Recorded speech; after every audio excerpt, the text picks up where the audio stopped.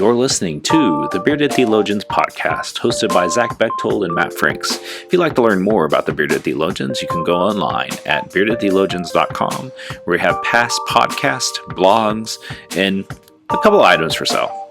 So check us out, beardedtheologians.com. Thank you for listening, and enjoy this week's show.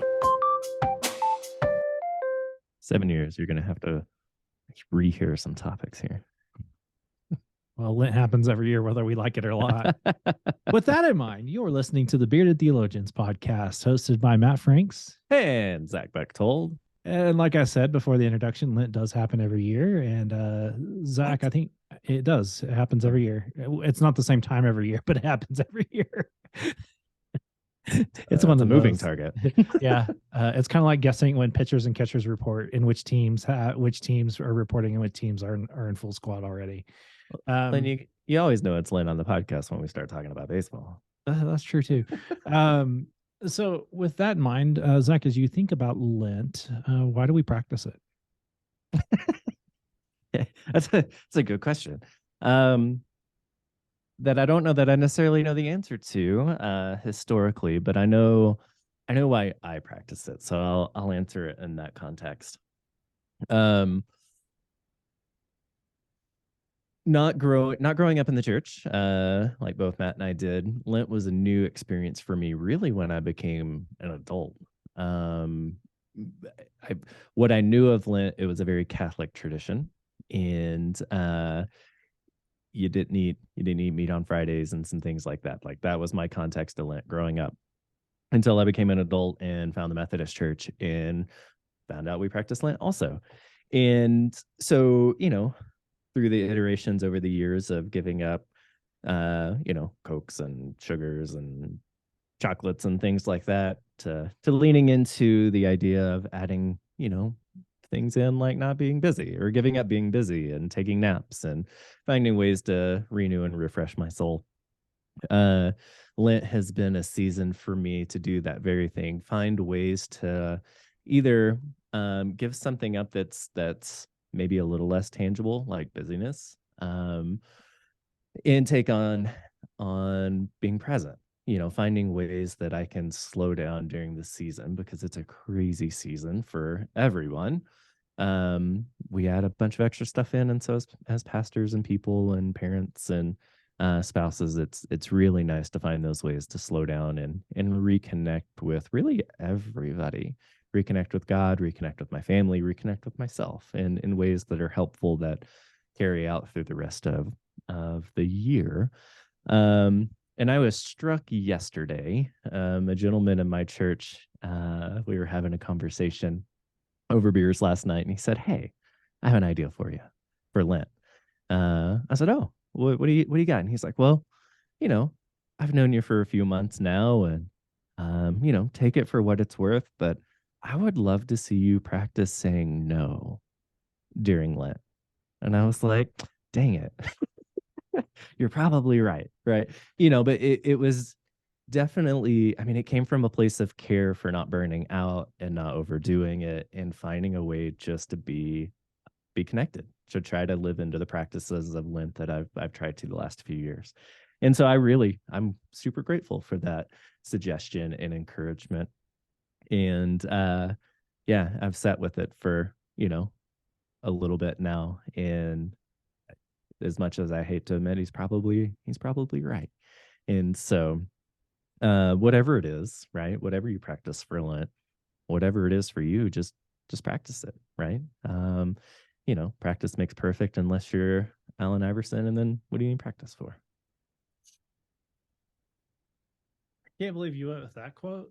I just like to make you have to transition hard. I think that when we think about this season, it is a practice, because you're working towards reconnecting with God. You're repenting of your disconnect that you have created, and a lot of times it is self-inflicted. And I was asked this question this morning about giving up things, and why do we do it? And I said, well, let me reframe. I want to reframe that for you. If what you're saying what you're giving up, the question I want you to wrestle with is, how does that affect your relationship with God? Does it grow it? Does it do nothing?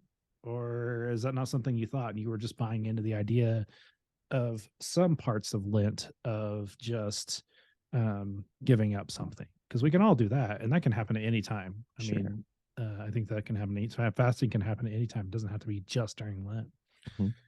But I really think as you look at some of the like the Book of Worship and stuff like that, if you look at what it's trying to do during this season, it is seriously really trying to reconnect with God, and however you need to do that. I like the tradition of the church that it's a season of preparing those who want to be baptized for baptism. And so like, that's really a cool practice if you're able to do that. But maybe if you're not, maybe if you've already been baptized, we don't rebaptize in the United Methodist Church. Maybe it's a time for you to reconsider why you follow Jesus, and what can you do to be better? What's going on? Like, I think it's a great season to really reflect. And I love this season.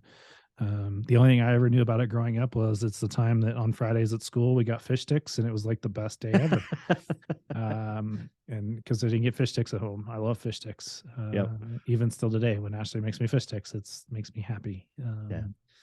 And so, I think how we practice it matters. If the real goal really is how, reaffirming your commitment to God. And this is a great season to do that. What a great time to do that as we enter into spring. I mean, so it all works well together. Well, and I think something we should all remember throughout this season of Lent is that it's a season of sackcloth and ash. And it's a season of being present and grieving. It's a season of reconnecting. But it's also a season of being gentle with ourselves. It's not a season of whipping yourself and beating yourself up and saying, I'm not good enough and I didn't do this and I didn't do that. I don't think that's what Lent is. And I think it's more of just the gentle reminder and gentle honesty that we do struggle, we do grieve, we do sit in the reality of the world around us and reconnect with God in such ways, but to beat ourselves up over it and make us feel like we haven't done enough. Or if you, as you're practicing whatever you're doing through Lent and you just have a day and you need to do whatever it is that you gave up, don't beat yourself up for that, right? Like there's grace, an immense amount of grace in this season.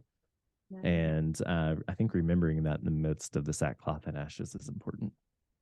Yeah, I think it really is too. And it's a practice. It's not a sprint and also remember the feast days on Sundays. If you're giving up something, you do have the feast days. That is a tradition. Please keep that in mind, because I know sometimes people stress themselves out over having to do it 46 days when in reality you get 40 because Sundays don't count. It's kind of like when you eat food on a vacation, those calories don't count. I am always on vacation. Yeah, I think that's I've heard that from somebody in your house before. But I think how we practice it matters, and really refocusing our lives upon God is really what is truly important. And so with that in mind, we want to encourage you this Lenten season to really focus on, reconnecting with God and finding ways to do that. We'll be here. We're not really doing a series this year because of I'm having a hip replacement, and so it's gonna be hard for us to do a full series, but we'll have content up like we always do. And so just check us out at beardedtheologians.com. And so for the Bearded Theologians, I'm Matt Franks. I'm Zach Bechtold. Thanks for checking us out. Guys, I want you to subscribe and like this video and push that thumbs up. Thank you for listening to the Bearded Theologians podcast. Don't forget to like, subscribe, and share on all social media outlets. You can check out old episodes and more information at beardedtheologians.com. Thanks for checking us out.